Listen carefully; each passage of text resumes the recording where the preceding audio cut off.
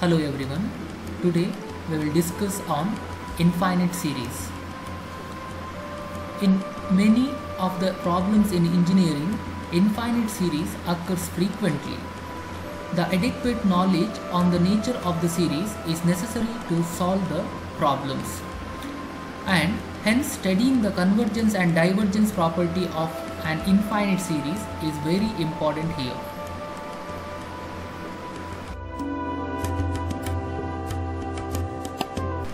Now let's see what is meant by a series.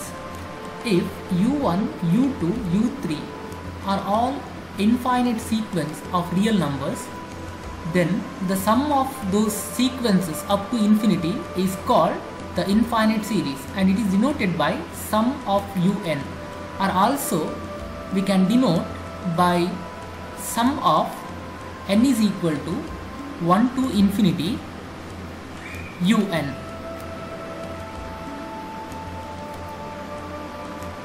Now, if suppose Sn is equal to just sum of those sequence up to n terms, then the series is called as finite series. Now, we'll check out the conditions of convergent and divergence property. If limit n tends to infinity Sn is equal to finite and unique number, then the series is called convergent series.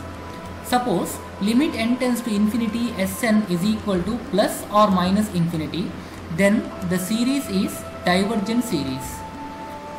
If limit n tends to infinity Sn does not tend to a unique limit, then the series is called oscillatory.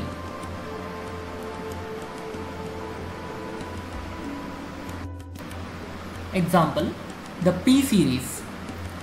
Sum of 1 divided by n power p. This can be rewritten as 1 plus 1 by 2 power p plus 1 by 3 power p, so on. The P series is convergent series for p is greater than 1 and divergent for p is less than or equal to 1. If suppose the value of p is 2, then we will get 1 plus 1 by 2 square plus 1 by 3 square and so on is convergent series because the value of p is equal to 2, which is greater than 1. Next, 1 plus 1 by 2 plus 1 by 3 and so on is divergent because the value of p is exactly equal to 1. Similarly, 1 plus 1 by root 2 plus 1 by root 3 plus 1 by root 4 and so on is divergent because the value of p, which is equal to 1 by 2, which is less than 1.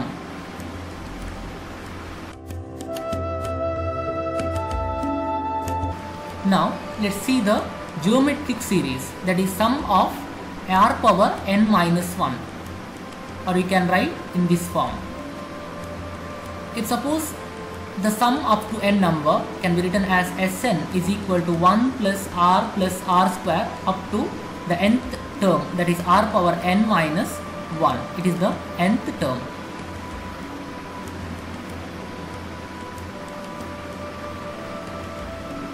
If the modulus of r is less than 1, limit n tends to infinity Sn is equal to limit n tends to infinity the value of Sn, we know this formula, 1 minus r power n divided by 1 minus r is equal to limit n tends to infinity 1 divided by 1 minus r minus r power n divided by denominator 1 minus r. As n tends to infinity, the value of r power n tends to 0. Hence, the second term vanishes here. So the answer is 1 divided by 1 minus r, which is finite limit. Hence, geometric series is convergent for r is less than 1. Now, what happens when r is greater than 1?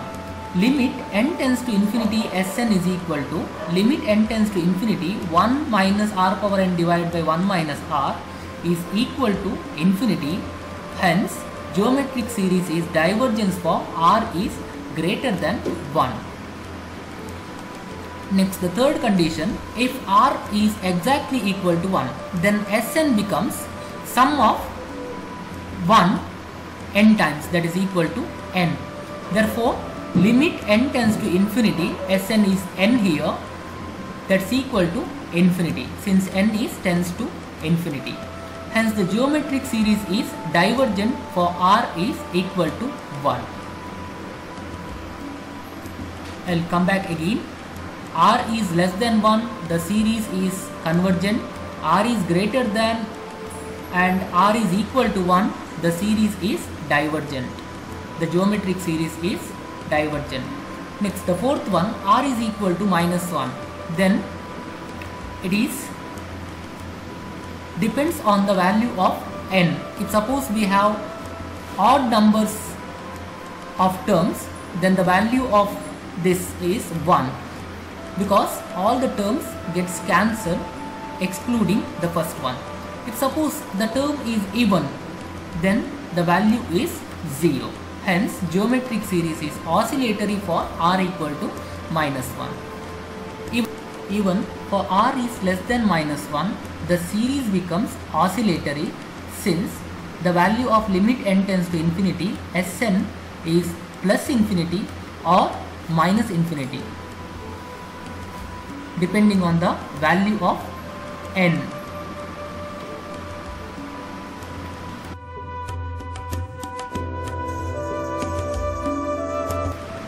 Next, series of positive terms.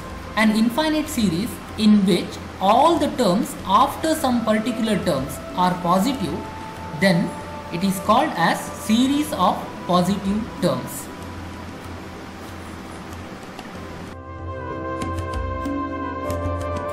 Here the list of convergent and divergent tests.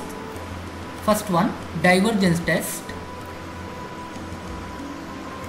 Second one, integral test, comparison test, limit comparison test, alternating series test, and ratio test and root test.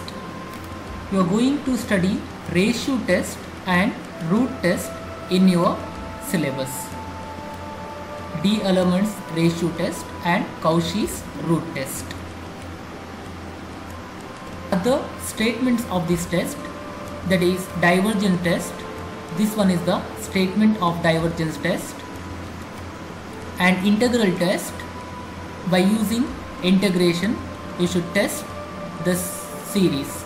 And comparison test, by using the comparison of two series, we need to check the convergent and divergence property. And next, limit comparison test. This one is the statement of limit comparison test.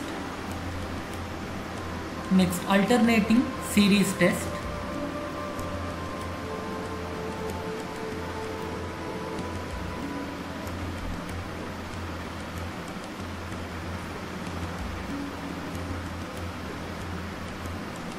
These two are the statements. And finally, the important ratio and root test. D'Alemans ratio test. This is the statement of D'Alemans ratio test and Cauchy's root test.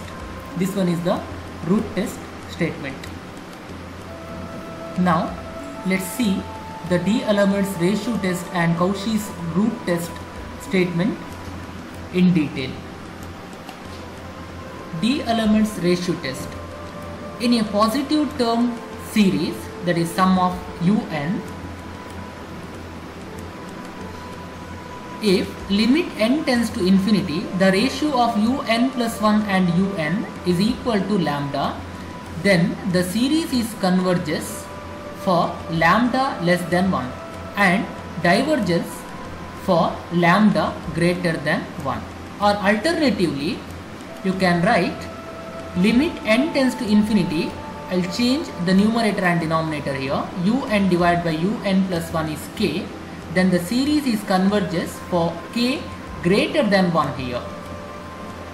Divergence for k is less than 1. Just the reverse case of the previous definition. Next, the Cauchy's root test. In a positive term series sum of un, if limit n tends to infinity, the root of un, nth root of un is equal to lambda, then the series is converges for lambda less than 1 and diverges for lambda greater than 1. In the next video, I will explain the problems on D'Alembert's ratio test and the problems on Cauchy's root test. Thank you.